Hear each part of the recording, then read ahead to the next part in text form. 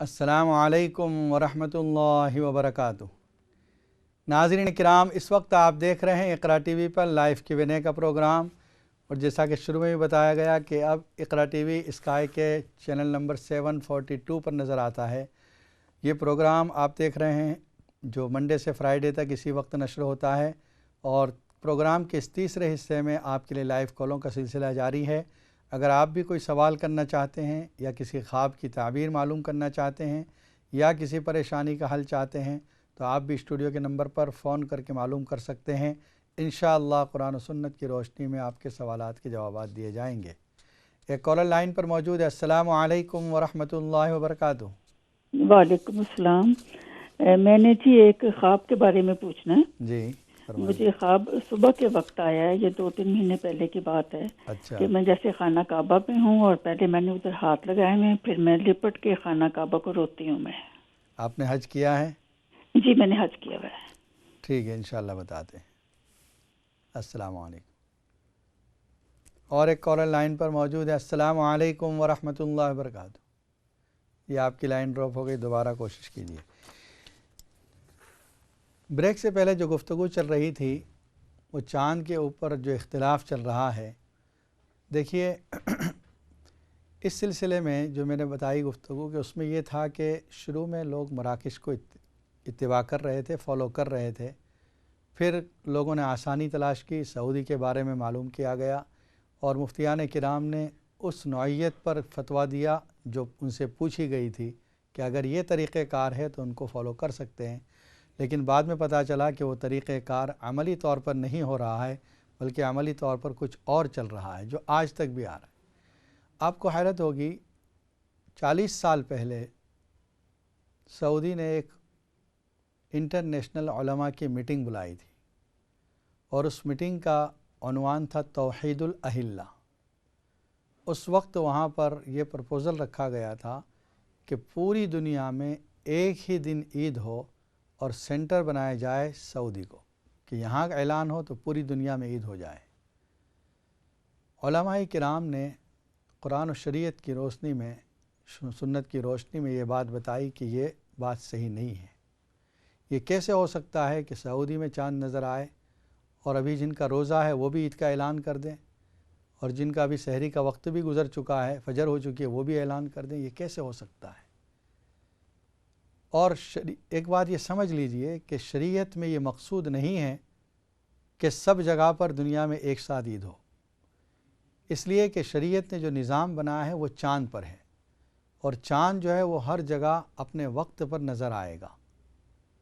अगर शरीयत का मकसद ये होता कि एक ही दिन ईद हो तो अल्लाह ताला उसका कोई और सिस्टम बना सकते थे। लेकिन हमारे यहाँ ईद ये सिर्फ सेलिब्रेशन नहीं, ये इबादत के साथ इसका ताल्लुक़ है, रमज़ान के साथ इसका ताल्लुक़ है चाँद का। इस वजह से ये सोचना कि सब एक साथ ईद करें, सब एक साथ हो जाएं, नहीं। जहाँ पर चाँद नज़र आएगा वहाँ पर ईद होगी, जहाँ पर चाँद नज़र नहीं आएगा वहाँ पर रमज़ान जारी रहेगा। रिवायतों में मिलता है कि हज़रत कुरैब, हज़रत अब्दुल्लाह इब्न अब्बास रज़ियल्लाहु ताला अन्हु के आज़ाद करदा ग़ुलाम थे, उनको शाम भेजा। जिस वक्त वहाँ शाम पहुँचे हैं रमज़ान शुरू हुआ उनका। जब वापस आए हैं तो मदीना में पहुँचे हैं, अभी रमज़ान जारी था। उनसे पूछा गया कि आपने रमज़ान जो शुरू किया मुल्क शाम में वो कब? तो कहा हमने तो लैलतुल जुमा, जुमे की रात को चाँद देखा था। यहाँ पर अब्दुल्लाह इब्न अब्बास ने कहा यहाँ तो लैलतुल सब्त, सैटरडे की नाइट हमने चाँद रमज़ान शुरू किया। तो हज़रत कुरैब ने कहा वहाँ हज़रत मुआविया रज़ियल्लाहु ताला अन्हु ने चाँद देखा और दूसरे लोगों ने चाँद देखा, फिर भी उनकी शहादत पर मदीने में रमज़ान का ऐलान नहीं हुआ कि भाई ये एक दिन हम छोड़ चुके हैं, चलो हमारे 28 होंगे, इनके 29 होंगे, चाँद ईद मना लेंगे। नहीं, बल्कि जो तारीख़ मदीने में चल रही थी उसी को फॉलो किया गया और उसी को जारी रखा गया। तो फिर ये सवाल जो आपका एक सवाल का हिस्सा था कि इसके ज़िम्मेदार कौन हैं? देखिए, आज के ज़माने में हर आदमी अपने तौर पर ज़िम्मेदार है, इसलिए कि आपने जहाँ पर ईद की, आपकी ज़बान से एक लफ्ज़ निकला, कुछ लोगों ने वेडनेसडे ईद की है, कुछ लोगों ने नहीं, ज़्यादा लोगों ने वेडनेसडे ईद की है। अगर आप ओवरऑल देखें, ہمارے اس شہر میں بریڈ فورڈ میں 75% لوگوں نے بدھ کے دن وینسڈے کو عید کی ہے، اور بہت سی بستیوں میں آپ نظر ڈالیں تو مجموعی طور پر 75 یا اس سے بھی زیادہ تناسب آئے گا ان لوگوں کا جنہوں نے وینسڈے عید کی ہے۔ تو وہ لوگ جو سعودی کو فالو کر رہے ہیں وہ ایک بلائنڈلی فالو کر رہے ہیں، کرتے چلے آ رہے ہیں۔ آپ ان مسجد کے ذمہ داروں سے کیوں کانٹیکٹ نہیں کرتے جس مسجد میں آپ نماز پڑھتے ہیں؟ وہ ذمہ دار اس بات کے ذمہ دار ہیں کہ صحیح طور پر رمضان شروع کرائیں، صحیح طور پر اعلان کروائیں عید کا۔ پھر وہ ادارے جن کے اوپر لوگوں کا اعتماد ہے وہ ذمہ دار ہیں، اس ادارے کے جو ذمہ دار ہیں وہ رسپانسیبل ہیں اس کے، کہ جن کے اعلان پر لوگ منا رہے ہیں۔ اور اگر انفرادی طور پر آہستہ آہستہ ہر شخص یہ سوچے کہ مجھے صحیح طور پر عید کرنی ہے تو آپ کے لیے آپشن موجود ہے۔ آپ نے خود کہا وینسڈے کو عید منائی گئی آپ کے علاقے میں، آپ وینسڈے کو عید کر لیتے۔ آج کل تو ہر چیز آن یور فنگر پرنٹ آپ دیکھ سکتے تھے فنگر ٹپ پر کہ آج چاند کہاں پر ہے، اس وقت چاند کس پوزیشن میں ہے، کیا چاند نظر آنے کے قابل ہے یا نہیں۔ تو یقیناً آپ دیکھ لیتے کہ منڈے کو کسی طرح دنیا بھر میں چاند نظر نہیں آ سکتا تھا، تو ٹیوزڈے کو جنہوں نے عید کی ہے وہ بغیر چاند کے عید کی ہے۔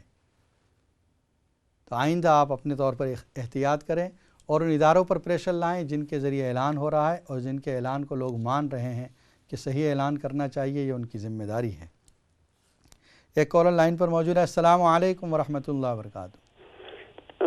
وعلیکم السلام ورحمۃ اللہ وبرکاتہ۔ میں نے ایک خواب دیکھی ہے جی کہ فجر کی نماز میں ایک اونچی سی جگہ ہے، اس میں بیٹھی پہاڑی جیسی چیز ہے، اس میں فجر کی نماز پڑھ رہی ہوں تو نیچے سے آواز آ رہا ہے، گورے گورے مرد نے تو وہ آدھے نے کہ دیکھو دیکھو یہ اونٹ آ رہا ہے۔ کیا اٹھا رہا ہے؟ اونٹ آ رہا ہے، اونٹ نہیں ہوتا مر جو ہوتا ہے وہ آ رہا ہے۔ میں اس طرح منہ کر کے کہتی ہوں یہ کدھر سے بوڑھا سا اونٹ لے آئے ہو؟ تو اتنا پھر آواز آتا ہے کہ نہیں بوڑھا نہیں، یہ تو بہت ینگ 16 سال کی اونٹنی ہے۔ اچھا، اس کو میں غور سے دیکھتی ہوں تو واقعی اتنی خوبصورت اونٹنی ہے کہ وہ اتنی سونی کھلوتی ہے، لندے منہ کر کے گھا کھا رہی ہے، مطلب کھانا کھا رہی ہے۔ اچھا، تے میں بھی خوش ہو گئی ہوں تے سارے کہندے دیکھا ینگ، میں بھی آکھنی ہے سارے دیکھو دیکھو یہ تو اتنی خوبصورت اونٹنی ہے۔ خواب تو بہت لمبی ہے پر میں تو سونو مختصر ٹھیک ہے، مختصر کیجیے۔ اس کا دسنا کہ کیا۔ ٹھیک ہے، انشاءاللہ بتا دیں۔ اللہ حافظ۔ السلام علیکم۔ اور ایک کال کی طرف چلتے ہیں۔ السلام علیکم ورحمۃ اللہ وبرکاتہ۔ وعلیکم السلام ورحمۃ اللہ وبرکاتہ۔ میرے 2 کویسچن ہیں۔ جی فرمائیے۔ خواب ہیں 2، ایک میں یہ تھوڑا عرصہ پیچھے دیکھے تھے۔ ایک ہے خواب میں آیا تھا کہ 7 بکرے کرو، 7 بکرے، 7 بکرے دو۔ اچھا، 2 7 بکرے نہیں جیسے یہ صدقہ ہوتا ہے یا قربانی ہوتی ہے، ایسے قربانی کا تو نہیں نام لیا، جی 7 بکرے جیسے ذبح کرو، ایسے وہی ہوگا یا تو کوئی قربانی یا صدقہ۔ یہ خواب آیا تھا۔ تو ایک دفعہ خواب آیا تھا کہ 4 مہینے میں 4، یہ مجھے واس کی طرح ہوا تھا خواب میں کہ 4 مہینے میں 4 قرآن ختم کرو اور اس کے بعد ساری عمر یا 30 مرتبہ یا 19 مرتبہ کچھ ایسے تھا کہ یہ سورۃ الناس پڑھو۔ اچھا، تو ہمارے ساتھ روحانی مسئلہ بہت ہے اور میرا بیٹا ہے وہ کام پہ جاتا ہے، وہاں اس کو نا اچھا ہے سارا، بس ایک دم سے دماغ جو ہے نا وہ آف ہو جاتا ہے کام کرتے کرتے نا تھوڑی دیر کے لیے، تو اس سے پھر خوف ہو جاتا ہے، وہ کام نہیں کرتا، تو ایسے نا ابھی تک وہ کام پہ نہیں جا رہا۔ ٹھیک ہے، انشاءاللہ بتا دیں۔ کام کے مطلب مشکل ہو جاتا ہے اس کے لیے کام کرنا نا۔ جی تو ہمارے ساتھ روحانی مسئلہ بھی ہے۔ چلو اللہ تعالیٰ آپ کے مسئلے کو آسان فرمائے، حل ہاں فرمائے۔ جی ٹھیک ہے۔ تو اور ایک کالر لائن پر موجود ہے۔ السلام علیکم ورحمۃ اللہ وبرکاتہ۔ وعلیکم السلام ورحمۃ اللہ وبرکاتہ۔ اب مجھ سے ایک اور سوال پوچھنا تھا جی جی، کہ آپ نے مجھے سورۃ کوثر کا وظیفہ بتایا تھا کہ 7 دفعہ میں نے پڑھنی اپنے بیٹے کے لیے، بتایا تھا کہ بیٹا بڑی بدتمیزی کرتا ہے اور وہ ہم نے کہا تھا کہ سورۃ کوثر 7 دفعہ پڑھا کرو، اور اس کے علاوہ یہ کہ خواب بھی آپ کو بتانا تھا کہ دیکھا میں نے کہ میں اور میرا بیٹا میرے میاں ہم کہیں جا رہے ہیں تو میرے میاں بار بار اپنے سر کو سر میں جیسے تکلیف ہو ایسے سر کو پکڑتے ہیں، ایسے کرتے ہیں، تو ایک دم پھر نیچے گر جاتے ہیں، بالکل اسٹیج گر جاتے ہیں، ان کا منہ آسمان کی طرف ہوتا ہے. تو میرا بیٹا آرام سے ان کے پاس کھڑا رہتا ہے، تو میں روتی ہوں، چیختی چلاتی ہوں، ان کا نام لے کہتی ہوں پلیز آپ اٹھے، آپ بولتے کیوں، اٹھتے میں ان کو اٹھانے کی کوشش کرتی ہوں، بہت کوشش کرتی ہوں. تو پھر وہ اٹھ جاتے ہیں اور پھر کہتے ہیں کہ میں کہاں ہوں، مجھے کیا ہوا تھا. اچھا. وہ اس کے علاوہ ایک سوال ہے کہ میری آنکھوں میں ایسا موتی ہوتا رہا ہے، تو میں وہ جس طرح پہلے عبادت کرتی تھی میں قرآن اتنا نہیں پڑھ سکتی، تو جس کا مجھے بہت سخت اذیت ہوتی ہے کہ میں پڑھ نہیں سکتی. جب پڑھتی ہوں تو میں ذرا جس طرح پہلے پڑھتی تو میری آنکھوں میں جلن شروع ہو جاتی ہے اور آنکھیں سوج جاتی ہیں. تو موتیے کا علاج کروایا کہ نہیں آپ نے؟ نہیں، وہ ابھی جو کیا انہوں نے شروع ہوا ہے نا ابھی یہ. اچھا، دیر لگے گی اس کو. جی وہ تو پھر دیر سے جب وہ بتائیں گے. تو اس کے علاوہ میری آنکھوں میں بڑی تکلیف رہتی ہے، سویلنگ رہتی ہے اوپر نیچے. تو میں جس طرح پہلے قرآن پڑھتی اس طرح پڑھ نہیں سکتی، بہت کوشش کرتی ہوں، لیکن پھر وہ میں ایک عجیب سا میں بے چینی ہوں کہ مجھے عادت ہے اور میں بہت پریشان رہتی ہوں. جی تو برائے مہربانی. چلو انشاءاللہ بتاتے ہیں اس کے بعد. السلام علیکم. السلام علیکم. اور ایک کالر لائن پر موجود ہے. السلام علیکم ورحمۃ اللہ وبرکاتہ. السلام علیکم ورحمۃ اللہ وبرکاتہ. آپ کو بہن اور سب سننے والوں کی خدمت میں السلام علیکم ورحمۃ اللہ وبرکاتہ. جی آپ کا کیا حال ہے؟ الحمدللہ. آپ ٹھیک ہیں؟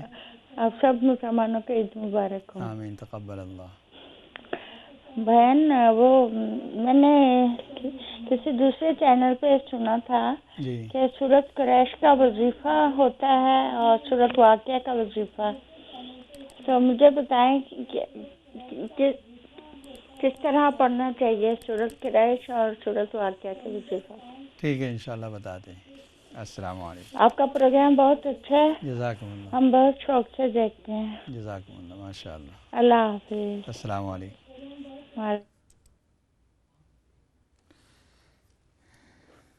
ہماری ایک بہن کا یہ خواب تھا کہ انہوں نے دیکھا کہ ان کے شوہر کے کوئی شناسہ ہیں، جاننے والے، ان کا انتقال ہو گیا ہے.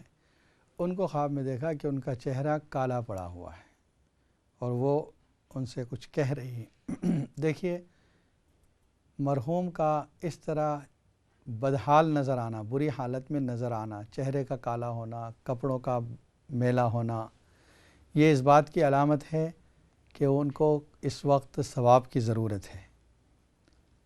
تو آپ بھی کچھ پڑھ کے پہنچا سکتی ہیں، شوہر سے بھی کہیں کچھ پڑھ کر پہنچاتے رہیں، چاہے پابندی کے ساتھ تھوڑی سی صحیح 3 مرتبہ قل اللہ شریف پڑھ دیا، ان کو پہنچا دیا، یا اگر موقع ہے تو سورہ یاسین پڑھ لی اور پہنچا دی. تو اس طرح ان کو کچھ نہ کچھ ثواب پہنچاتے رہیں تو انشاءاللہ ان کی جو حالت ہے وہ اللہ تعالیٰ بہتر فرما دیں گے.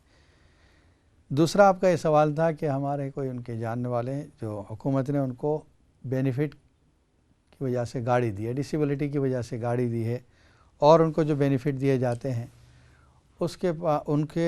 وہ اس بینیفٹ سے آئی ہوئی آمدنی سے کنواں کھدوانا چاہتے ہیں پاکستان میں. تو کیا ان کا کنواں کھدوانا جائز ہے؟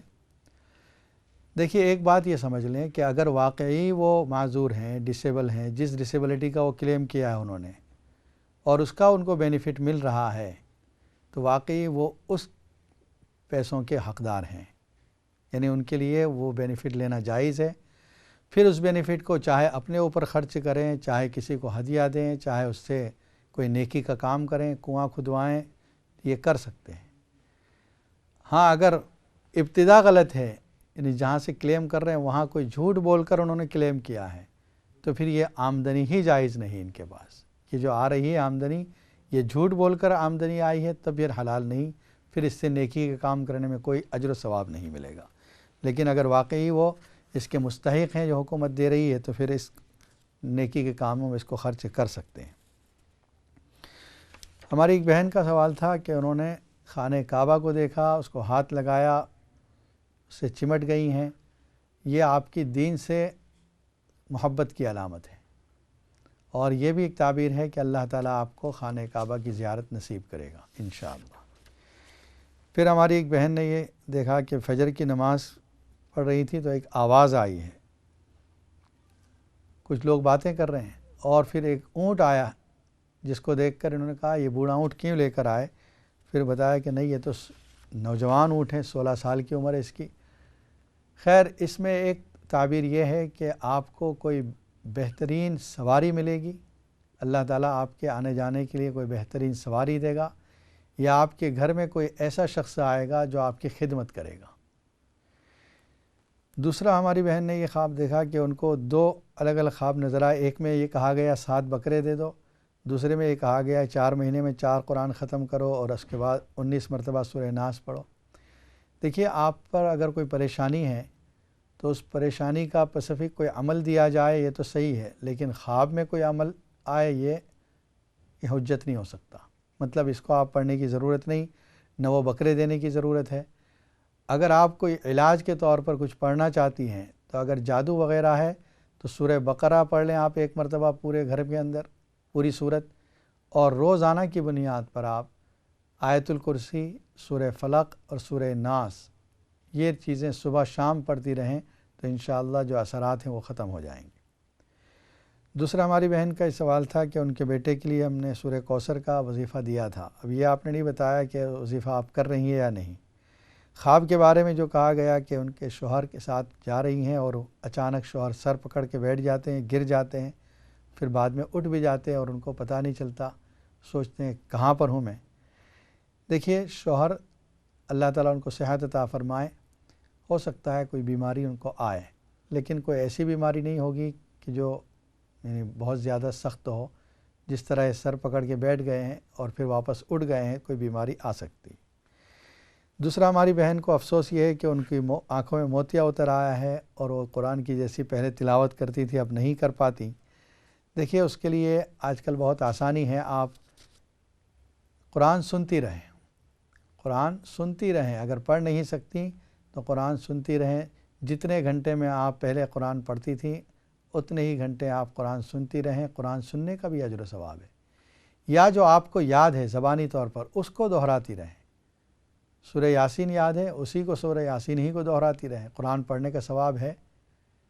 اگر آپ پہلے 1 پارہ پڑھتی تھیں تو سورہ یاسین کو 5 مرتبہ پڑھ لیں، 1 پارہ پڑھنے سے زیادہ ثواب مل جائے گا انشاءاللہ۔ اور اللہ تعالیٰ سے دعا ہے کہ حق تعالیٰ آپ کی اس پریشانی کو ختم فرمائے۔ روزانہ آپ ہر نماز کے بعد سورہ قاف 26 پارے میں یہ آیت ہے، اس کی ایک آیت پڑھیں، فَكَشَفْنَا عَنْكَ غِطَاءَكَ فَبَصَرُكَ الْيَوْمَ حَدِيدٌ۔ دوسرے رکوع میں آیت ہے، فَكَشَفْنَا عَنْكَ غِطَاءَكَ فَبَصَرُكَ الْيَوْمَ حَدِيدٌ۔ اس آیت کو ہر نماز کے بعد 11 مرتبہ پڑھیں، پھر انگوٹھے پر پھونک مار کے اس کو آنکھوں میں مل لیا کریں۔ دوسرا، آپ نے جو سوال تھا کہ سورہ قریش کا وظیفہ یا سورہ واقعہ کا وظیفہ، سورہ واقعہ کے بارے میں یہ فضیلت ہے۔ عبداللہ ابن مسعود رضی اللہ تعالیٰ عنہ فرماتے ہیں کہ نبی اکرم صلی اللہ علیہ وسلم فرمایا، جو شخص سورہ واقعہ کو روزانہ رات میں پڑھے گا کبھی اس کے گھر میں تنگی اور فقر و فاقہ نہیں آئے گا۔ تو مغرب کی نماز کے بعد یا عشاء کی نماز کے بعد سونے سے پہلے آپ سورہ واقعہ کو پڑھ لیا کریں، یہ اس کا وظیفہ ہے۔ سورہ قریش کے بارے میں یہ ہے کہ اگر کھانے کے بعد 3 مرتبہ اس کو پڑھ لی جائے تو اس کھانے کی وجہ سے کوئی تکلیف نہیں ہوگی، یعنی وہ کھانا ہضم ہو جائے گا، آپ کے بدن کے لیے مفید ہوگا، کوئی اس کی وجہ سے تکلیف نہیں ہوگی۔ ویسے قرآن کریم کی تلاوت آپ نے دیکھا رمضان کے اندر ہر آدمی قرآن کی تلاوت میں لگا ہوا تھا۔ کئی ایسے لوگ ہیں جس نے 1 سے زیادہ ختم کیے، کسی نے 5، کسی نے 10، یعنی روزانہ کی بنیاد پر قرآن ختم کرنے والے بھی لوگ موجود ہیں۔ لیکن جیسے ہی رمضان ختم ہوتا ہے ہماری قرآن کی تلاوت چھوٹ جاتی ہے، حالانکہ روزانہ ہماری تلاوت اس کا معمول ہو جانا چاہیے، چاہے تھوڑا سا پڑھیں لیکن قرآن ضرور پڑھیں۔ قرآن کے ساتھ ہمارا تعلق یہ ایسا ہی ہے جیسے ہمارا تعلق کھانے پینے کے ساتھ، غذا کے ساتھ ہے۔ یہ ہماری روحانی غذا ہے، کھانے کے ساتھ جسم قائم رہتا ہے، قرآن کے ساتھ ہماری روح قائم رہے گی۔ اسی لیے آپ دیکھیں رمضان کے مہینے میں قرآن نازل کیا گیا، اللہ تعالیٰ نے حکم دیا رمضان کے مہینے میں قرآن کی تلاوت زیادہ کی جائے۔ نبی صلی اللہ علیہ وسلم نے تراویح کی نماز، اضافی نماز جس میں پورا قرآن پڑھا جائے یا سنا جائے، یہ قرآن کے ساتھ تعلق، اور عام دنوں میں ہر نماز کے اندر قرآن، سورہ فاتحہ بھی اور کوئی سورت بھی ساتھ میں پڑھتے رہو۔ اس تلاوت اور قرآت کے بغیر نماز مکمل نہیں ہوگی۔ اور پھر فضیلتیں بتائی کہ یہ سورت پڑھنے سے یہ فائدہ، یہ سورت پڑھنے سے یہ فائدہ، یہ سورت کا یہ فائدہ، تاکہ انسان راغب ہو جائے، دوڑے قرآن کی تلاوت کی طرف۔ اور قرآن کی تلاوت اپنے کاموں میں اور اپنے وقت میں برکت کا سبب ہے۔ لوگوں کو آج یہی شکایت رہتی ہے کہ ہمارے پاس ٹائم نہیں ہے قرآن پڑھنے کا۔ آپ دیکھیں اپنے ٹائم کے اندر قرآن کی تعلیم، قرآن کے پڑھنے کو، تلاوت کو آپ ایڈجسٹ کریں، آہستہ آہستہ قرآن کی تلاوت اتنی زیادہ کر سکیں گے آپ کے حیران ہو جائیں گے۔ جس وقت میں آپ 1 رکوع پڑھ رہے تھے، آہستہ آہستہ 2 رکوع پڑھ سکیں گے، 5 رکوع پڑھ سکیں گے، 1 پارہ کی تلاوت کر سکیں گے، اور آپ کے کام برابر ہوں گے۔ یہ قرآن کی تلاوت آپ کے وقت میں برکت پیدا کر دے گی۔ برکت تو اسی کا نام ہے۔ ظاہر میں تو وہی ٹائم نظر آتا ہے، لیکن اس ٹائم کے اندر بہت سے کام ہو جائیں، یہ ہے برکت۔ ٹائم نہیں بڑھے گا، جو 2 گھنٹے 4 گھنٹے آپ کے فرصت کے وہی رہیں گے، لیکن اس ٹائم میں آپ زیادہ کام کر سکیں گے۔ تو رمضان کے اندر تو ہم نے بڑی تلاوت کی، رمضان کے بعد بھی اس تلاوت کو جاری رکھیں۔ رمضان کے بعد اپنی زندگی کو کوشش کریں، رمضان والی جو شیڈول تھی، جو ٹائمنگ تھا، اتنے گھنٹے تلاوت، اتنے گھنٹے عبادت، نمازوں کی پابندی، دعاؤں کا اہتمام، یہ باقی رہے۔ گویا رمضان کا یہ مہینہ ٹریننگ کا مہینہ تھا کہ باقی 11 منتھ، باقی 11 مہینوں میں اسی طرح ہم زندگی گزارنے والے بن جائیں۔ حق تعالیٰ سے دعا ہے کہ حق تعالیٰ ہم سب کو اس کی توفیق عطا فرمائے۔